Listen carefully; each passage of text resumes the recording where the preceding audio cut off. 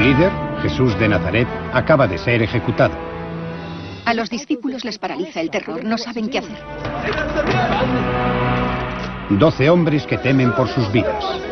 Observando la composición del grupo, yo diría que era un desastre en potencia. Pero estos hombres aterrorizados serán los fundadores de una fe que se propagará por el mundo entero. Ninguno de ellos esperaba que las cosas salieran como salieron. La ciencia moderna puede ayudarnos a comprender cómo 12 hombres corrientes, nacidos en la Galilea más humilde, acabarían convirtiéndose en gigantes de la historia, los discípulos.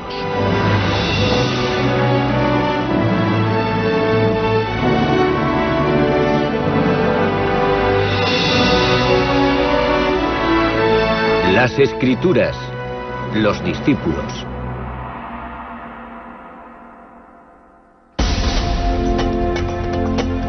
Judas, Juan, Pedro, Santiago el Mayor. Los discípulos difundieron el mensaje de Jesús por el mundo antiguo. Y muchos sacrificaron sus vidas por él. Mateo, Andrés, Bartolomé, Tomás. La transformación de las creencias de este pequeño grupo amenazado en una religión mundial es una historia asombrosa. Simón,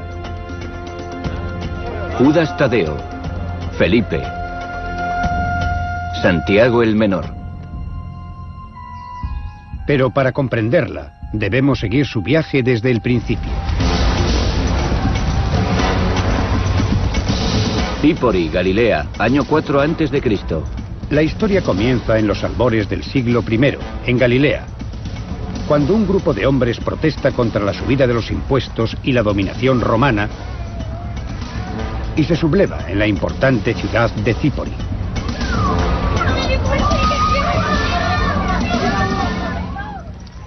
Los romanos sofocaron la revuelta con la completa destrucción de la ciudad y mataron a todos los habitantes o los vendieron como esclavos. Sería un recuerdo que aquel pueblo conservaría durante generaciones. En realidad, durante el siglo I, Galilea fue un semillero de rebeliones. Helen Bond ha estudiado este trasfondo social e histórico de la Biblia. Sabemos que había bastantes jefes bandidos en tiempos de Jesús. Gente que subía a las colinas, se iba a vivir a las cuevas y acababa liderando auténticos movimientos de resistencia contra los romanos.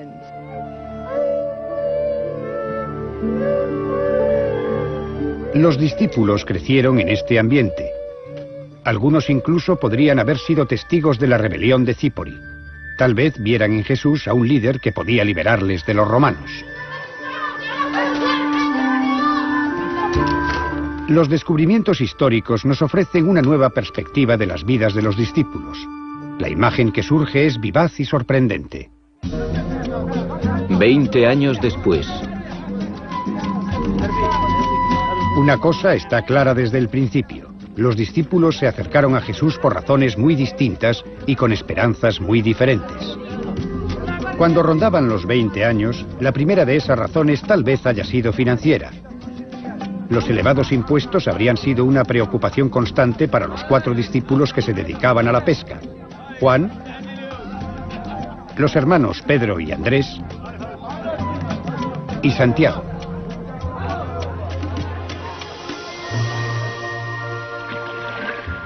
Sabemos que Santiago, Juan, Pedro y Andrés estaban asociados, según el Evangelio de Lucas. Así que sienten la presión de tener que pescar para cumplir las obligaciones de alimentar a sus familias y pagar al recaudador de impuestos. Los pescadores estaban obligados por un acuerdo con el recaudador de impuestos a entregarle sus capturas, entre las que se incluían pescados frescos como carpas y sardinas, a cambio de pescado salado de calidad inferior. Era un intercambio injusto, susceptible de engendrar resentimiento.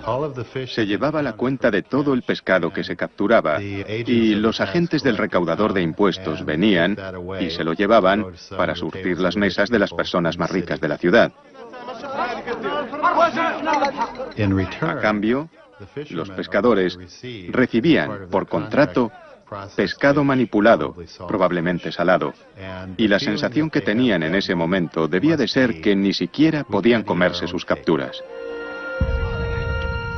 Esto se sumaba a la enorme presión financiera. El pueblo deseaba tener un mayor control sobre sus vidas. Buscaban un líder que les ayudara a luchar.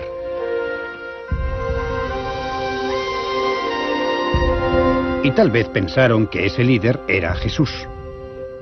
Los primeros seguidores de Jesús se sintieron atraídos por algo muy práctico, que tenía que ver con su vida cotidiana, con los asuntos reales, y lo malinterpretaremos si lo vemos como un movimiento puramente religioso.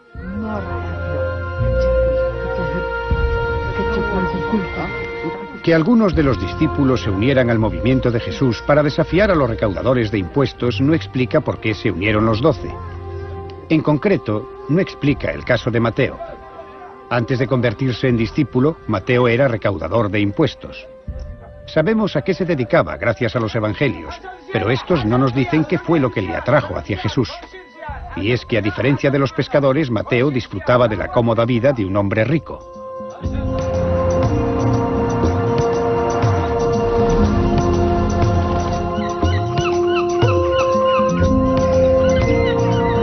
James Strange es un arqueólogo cuyas excavaciones de pueblos de la antigüedad han ayudado a confeccionar una imagen de la vida en el siglo I. Las casas de la gente que vivía en cualquier pueblo de Galilea, desde el exterior parecían absolutamente idénticas. La única manera de tener algún tipo de lujo era en el interior de la casa. Se podía encalar una habitación y aplicarle una pintura bonita, pero solo en el interior de la casa. Nadie desde fuera podía tener ni idea si no le invitaban a entrar. El interior de la casa de Mateo habría mostrado que era mucho más rico que sus vecinos. Aunque Mateo fuera un recaudador de segundo nivel y solo tuviera algunos pueblos asignados, sería más rico que cualquier habitante de esos pueblos. Pero esa riqueza habría convertido a Mateo en una figura odiada dentro de su comunidad. Cada día debía enfrentarse a una ardua tarea para hacer su trabajo.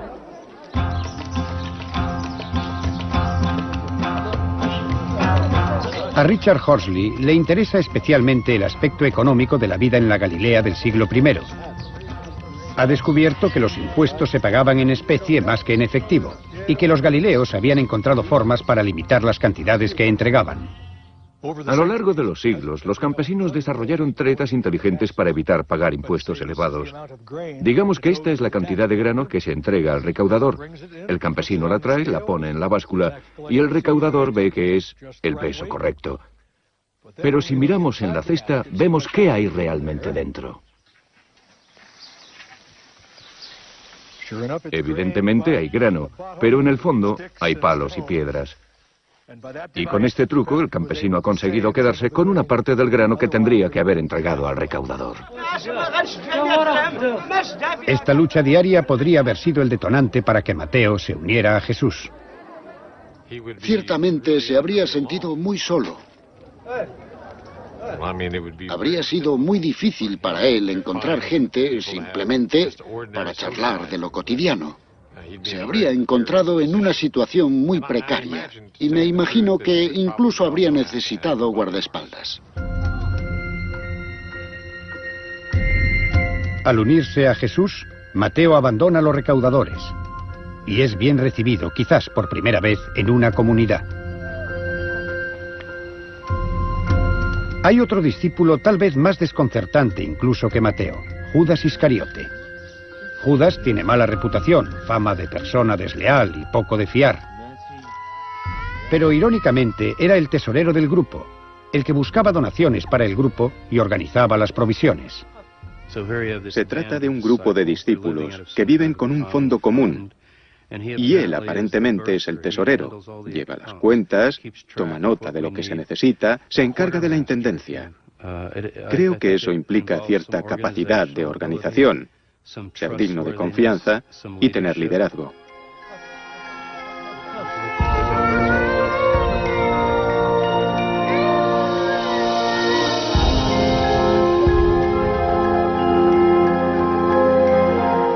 Así pues, lejos de ser el chico malo, cuando Judas se unió al movimiento de Jesús, seguramente estaba considerado uno de sus miembros más dignos de confianza.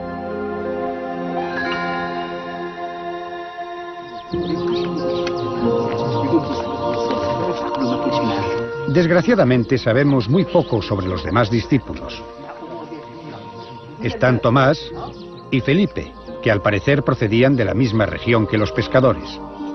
Están Bartolomé y Simón, conocido como el Celote, probablemente porque era muy estricto en el seguimiento de las leyes de la religión judía.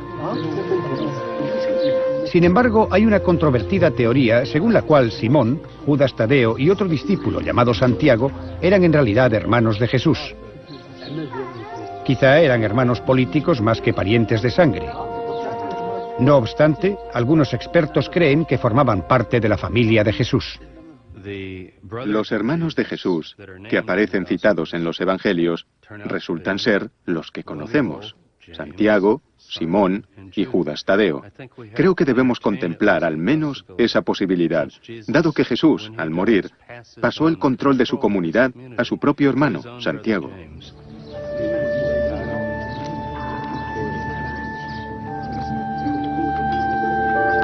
Fueran cuales fueran los lazos de sangre entre Jesús y algunos de sus discípulos, está claro que estos 12 hombres eran muy diferentes entre sí. Tal variedad habría conformado un grupo interesante, pero quizás un movimiento radical de este tipo habría necesitado reclutas de ideas parecidas.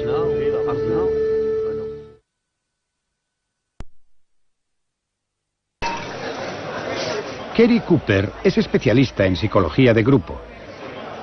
Le hemos pedido que aplique los principios psicológicos modernos a lo que sabemos sobre los discípulos para averiguar qué dificultades habría encontrado un grupo así a la hora de trabajar juntos y convertirse en fundadores de una nueva fe. Observando a los discípulos, yo habría dicho como psicólogo, solo observando la composición del grupo, que era un desastre en potencia. Tenían orígenes totalmente diferentes. Un recaudador de impuestos, gente que se sublevó por los impuestos, un celote, todo tipo de caracteres muy diferentes. Pero si tenían un líder que pudiera resolver sus diferencias y los conflictos que pudieran surgir sobre la marcha y encaminarles hacia el objetivo último, haciéndoles ver que ese objetivo podía cubrir sus necesidades personales, el grupo podía funcionar.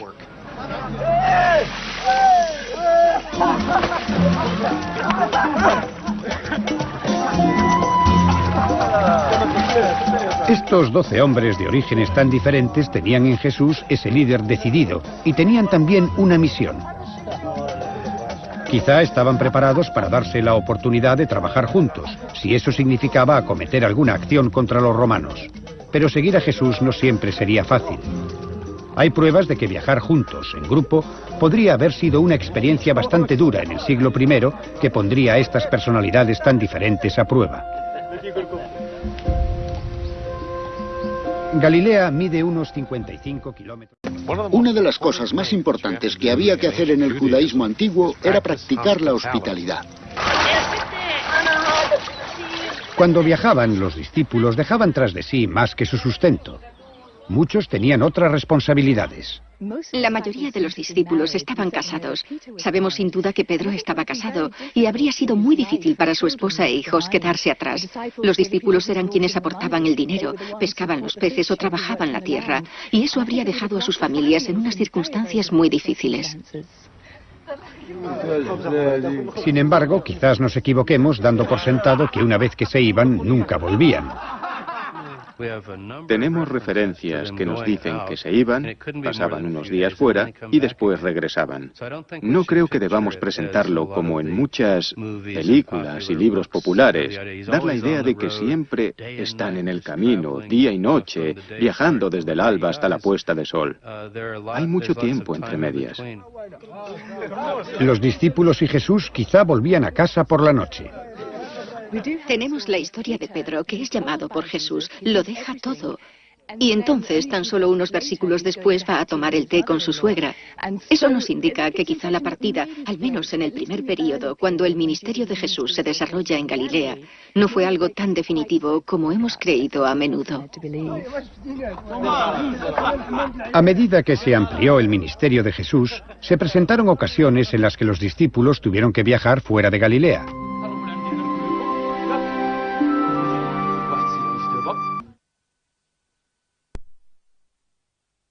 necesidad ocasional de los discípulos para sanar podría haber sido síntoma de un problema más profundo. Para tener una fe total en Jesús como líder, los discípulos necesitaban compartir su visión, y la mayoría de las veces aparentemente así era. Pero un examen minucioso de los evangelios revela que los discípulos no siempre compartían el punto de vista de su líder. De hecho, hay pruebas de tensiones subyacentes y de desacuerdos que afloraron en público. Tenemos un ejemplo cuando Jesús les dice a sus discípulos que transmitan su mensaje a los samaritanos.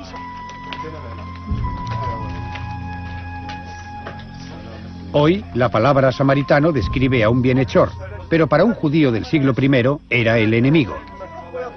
Si Jesús me dijera que teníamos que atravesar Samaria, se me caería el alma a los pies. Y yo diría, oh no, ha habido hostilidad entre nosotros y los samaritanos durante 500 años, y no parece que las cosas vayan a mejorar. Los pueblos samaritanos no estaban interesados en lo que aquellos predicadores judíos tenían que decir y expulsaron a los discípulos.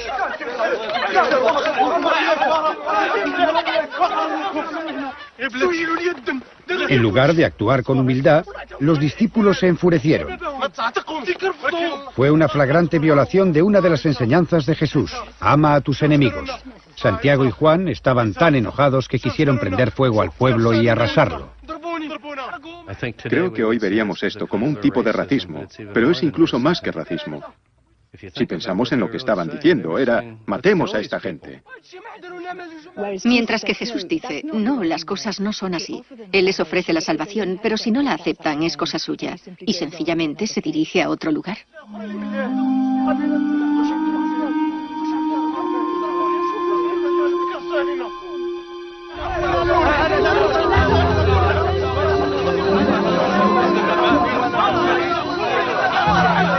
Los discípulos no solo se peleaban con Jesús. En más de una ocasión, la Biblia dice que discuten entre ellos sobre quién es el más importante. Santiago y Juan incluso le preguntan a Jesús si podrán ocupar tronos junto al suyo en el nuevo reino. Esto demuestra que había mucha más competitividad y rivalidad entre ellos de lo que solemos pensar. En muchos sentidos esto es lo esperado, porque la sociedad del siglo I estaba plagada de disputas sobre el honor, la vergüenza y el estatus, y en esto los discípulos se comportan como los típicos hombres del siglo I.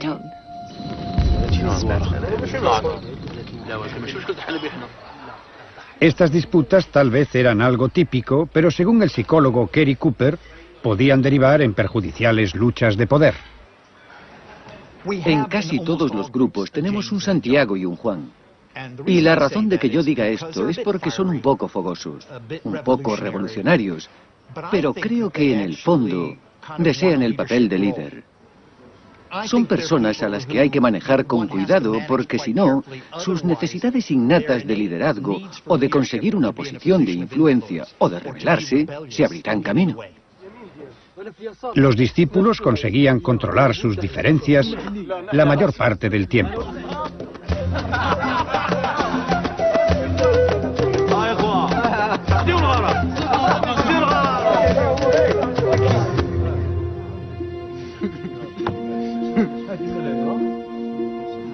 Pero en una ocasión, esta división amenazó la propia supervivencia del movimiento. Una mujer se presentó y vertió un perfume caro sobre Jesús. A los discípulos aquel acto no les impresionó. A los discípulos les molesta que esta mujer haya desperdiciado el ungüento en Jesús. Dicen que debería haberlo vendido y entregado el dinero a los pobres. Pero Jesús ve las cosas de una manera muy diferente. Él cree que ella ha hecho algo hermoso. Como tesorero del grupo, Judas parece especialmente molesto con esta acción.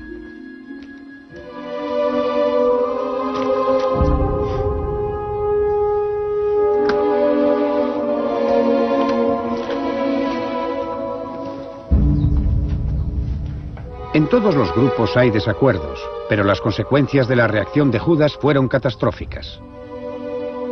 Los evangelios de Marcos y Mateo recogen que Judas acude a las autoridades religiosas y les propone llevarles hasta Jesús. Por el momento, los otros discípulos aparentemente no saben nada de las acciones de Judas. Están emocionados porque tras 3 años en el camino, su líder ha tomado una decisión trascendental. Jesús está a punto de llevar a sus discípulos a Jerusalén, el centro de poder. Al final, piensan, parece que veremos algo de acción. Les esperaba un gran shock. Los discípulos entraron en Jerusalén con Jesús el día que se conoce como Domingo de Ramos. Jesús recibió una entusiasta bienvenida, pero no podía haberse producido en un momento de mayor sensibilidad política.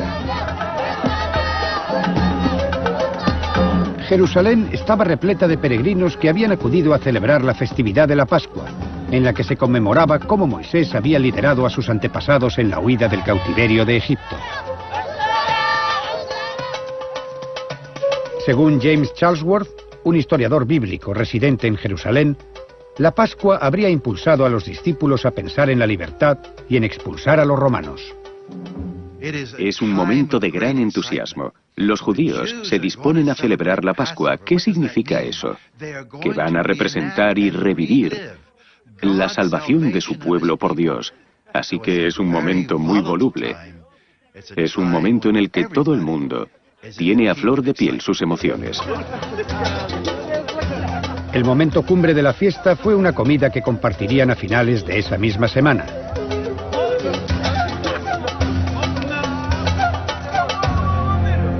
Pero cuando se sentaron para dar cuenta de la que sería conocida como la Última Cena, Jesús se mostró inusualmente abatido. De repente, en medio de la cena, Jesús comienza a hablar sobre su muerte. Toma el pan y dice, este es mi cuerpo. Toma el cáliz y dice, esta es mi sangre. Y comienza a decir que hagan eso en conmemoración suya. Y los discípulos debieron de preguntarse de qué estaba hablando. No está claro por qué los discípulos no comprendieron de qué hablaba Jesús. Tal vez siempre habían estado esperando algún tipo de levantamiento. La muerte de su líder no formaba parte del plan. Pero lo que ocurriría a continuación sellaría su destino. Judas desencadena una serie de acontecimientos que llevarán a Jesús a la cruz.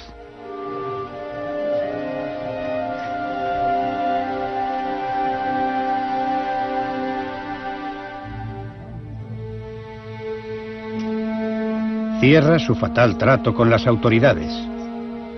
Accede a traicionar a Jesús. A cambio, recibe 30 monedas de plata. Si fue cierto y la moneda de plata en cuestión era un denario romano y griego, está recibiendo unos 30 días de salario en plata, que además es el precio en algunos mercados de esclavos de un esclavo. No demasiado para alguien que sería venerado como hijo de Dios. Pero Judas, no obstante, acepta el dinero y guía a los guardias hacia el lugar en el que sabe que se encontrará el grupo. De repente comienza a revelarse para qué han estado trabajando. Los discípulos sienten pánico y su reacción es de ira. A los discípulos les paraliza el terror, no saben qué hacer. La reacción de Pedro fue sacar su espada y amputarle una oreja al esclavo del sumo sacerdote. Y eso es bastante comprensible porque no saben qué está pasando. No saben a esas alturas si el grupo de soldados va a detener solo a Jesús o si han venido también a por ellos. Al final, solo detienen a Jesús. Los discípulos se dispersan. Solo tenemos esta frase en los evangelios. Todos le abandonaron y huyeron. Creo que esto deberíamos analizarlo en términos humanos. No es nada ni muy teológico ni profundo. Simplemente se asustaron y huyeron. Todo el trabajo de Jesús y los discípulos destruido por la traición de un solo hombre. Pero algunos expertos no están seguros de que sea a Judas a quien haya que culpar.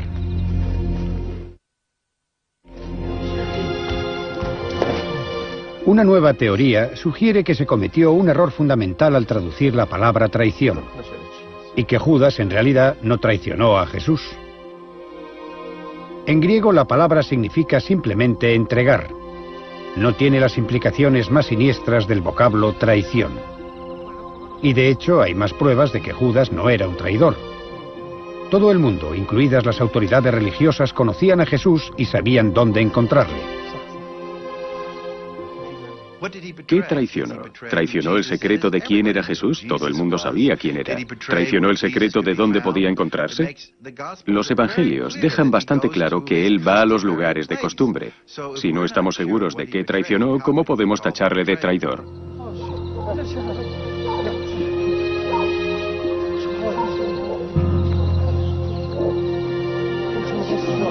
Sin lugar a dudas, cuando Judas acude con los guardias a detener a Jesús, su saludo es extraño para un traidor, un beso.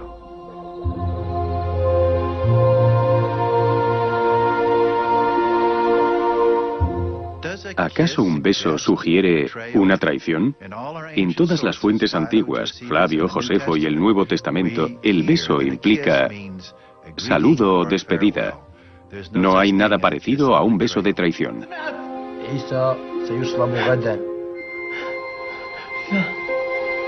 Lo que ha convencido a algunos expertos de que Judas no pretendía traicionar a Jesús es su respuesta al saber que Jesús será ejecutado.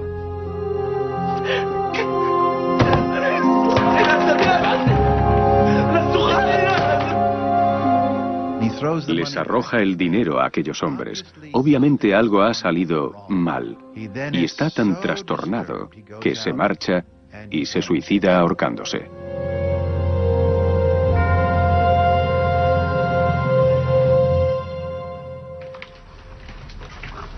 Pero si Judas no quería traicionar a Jesús, tiene que haber una razón para que hiciera un trato con las autoridades.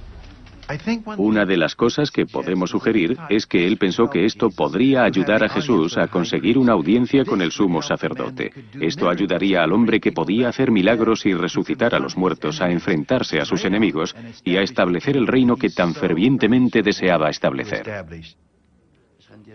Es una teoría bastante controvertida y que no convence a todo el mundo. Hay un cierto atractivo en ella, porque hace que la acción de Judas sea más comprensible. Pero creo que es poco probable. Todos los evangelios sugieren que Judas traicionó a Jesús por alguna razón, y quizás nunca sepamos cuál fue esa razón. Intencionadamente o no, el hecho es que Judas precipitó la muerte de Jesús.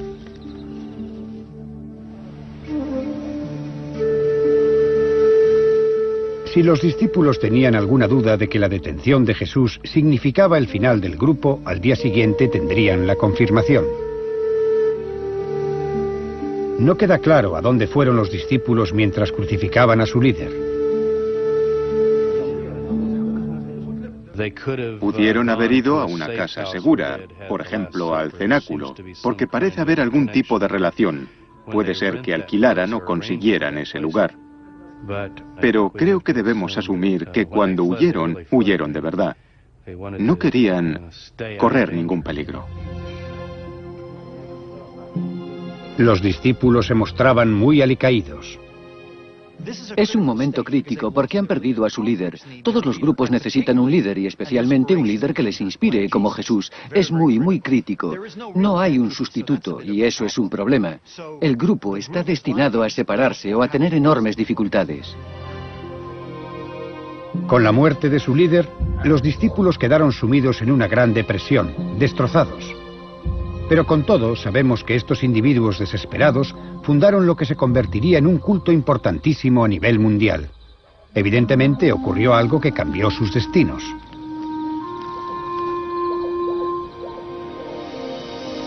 Pocos días después de su ejecución, corría el rumor de que Jesús se había alzado de entre los muertos. Tal vez fue esto lo que mantuvo vivos a los discípulos. Los discípulos se han vuelto a reunir en la estancia superior. Han cerrado las puertas a cal y canto porque temen a las autoridades judías. Y de repente, Jesús aparece en la estancia y dice: «La paz sea con vosotros».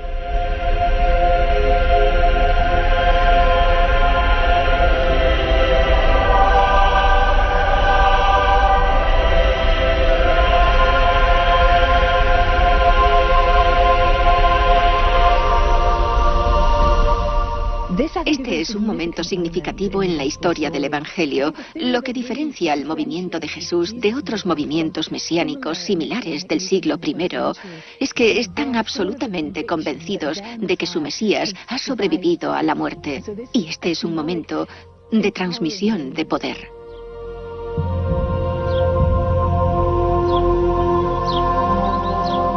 La creencia de que Jesús seguía vivo era una cosa, pero si querían que el movimiento continuara, tenían que convencer a los demás de que Jesús había vuelto de entre los muertos y eso no iba a ser fácil. Por ello, muchos creen que hubo otro acontecimiento crucial para la supervivencia del movimiento. Se conoce como Pentecostés y tuvo lugar varias semanas después de que Jesús se apareciera a sus discípulos. Desde esa aparición habían permanecido juntos, consagrando su tiempo a la oración. Les ocurre algo muy extraño. Sienten un viento poderoso que azota la casa. Ven al Espíritu Santo en forma de pequeñas llamas, descansando sobre la cabeza de cada uno. Y de alguna forma se sienten habilitados para salir a predicar a la gente. Y lo asombroso es que todo el mundo parece entender sus sermones, fuera cual fuera la lengua que hablaran.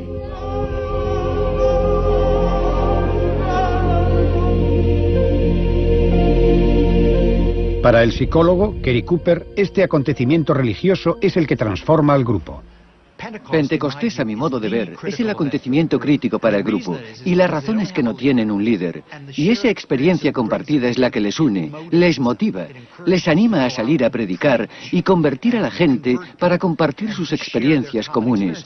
Asume una especie de papel de líder sustituto. Antes de Pentecostés, las posibilidades de que los discípulos fundaran una nueva fe eran escasas, dado su origen diferente, sus luchas internas y, sobre todo, la pérdida de su líder. Se produjo una transformación asombrosa. A simple vista parece sencillamente un cambio psicológico, pero quizá hubo algo más. Hoy en día hay pruebas neurológicas de que la experiencia religiosa provoca un cambio real y cuantificable en el cerebro. Gracias al torniquete, veremos mejor la vena y podemos ponerle la vía. Vale, no doble mucho el brazo. Muy bien. Porque podría torcer el catéter. Muy bien. El profesor Andrew Newber es neurocientífico en la Universidad de Pensilvania. Ha estudiado los efectos de ese tipo de experiencias en monjes budistas y monjas católicas. Les pedimos que se suman en la meditación o en la oración. Y cuando están en plena práctica, les inyectamos por vía intravenosa, por una vía que les colocamos en la vena, un material que nos permitirá medir el flujo sanguíneo. En el momento de la inyección, se capta una imagen de lo que su cerebro está haciendo, justo en el momento en el que se halla más concentrada en la oración. Posteriormente hacemos un escáner del cerebro y vemos lo que estaba ocurriendo en él durante ese momento concreto. El escáner obtenido durante la oración, el de la derecha, se compara con el de un cerebro normal que se encuentra en estado base. Registra un cambio en la parte del cerebro que nos ayuda a percibir todo lo que nos rodea. Esta zona presentaba menos actividad durante la oración y se muestra en color amarillo. Cuando se reduce la actividad en esta parte del cerebro y nuestro sentido del propio ser disminuye, no somos tan conscientes de lo que nos rodea. En su lugar, la mente empieza a sentir que está en armonía con el universo entero. Algunas personas afirman que es entonces cuando son fuertemente conscientes de la presencia de Dios. Si profundizan lo suficiente en la oración, pierden toda la información sensorial, y esto puede asociarse con una pérdida de nitidez de los límites entre el ego y Dios y todas las cosas del mundo.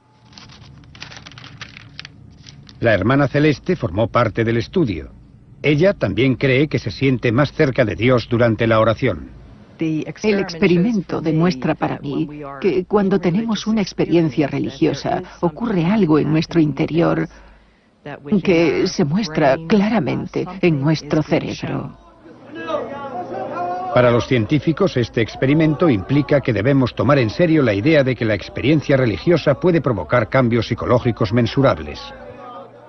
En lo relativo a los discípulos, podemos hacernos la pregunta de si ese momento de transformación espiritual realmente produjo un cambio en el cerebro que modificó quiénes eran, cómo se sentían, qué pensaban sobre todos los aspectos de sus vidas y si eso fue lo que cambió la dirección de sus actos.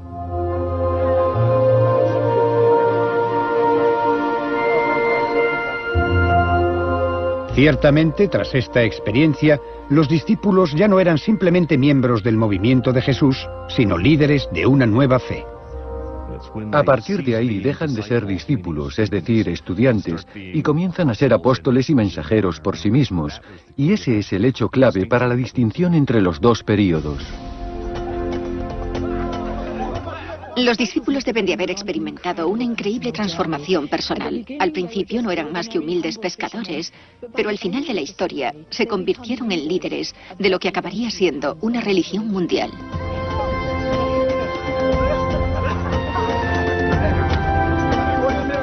Los discípulos no encajan en la imagen convencional de hombres santos. Eran rudos e imperfectos, capaces de experimentar celos, amargura, egoísmo e incluso violencia.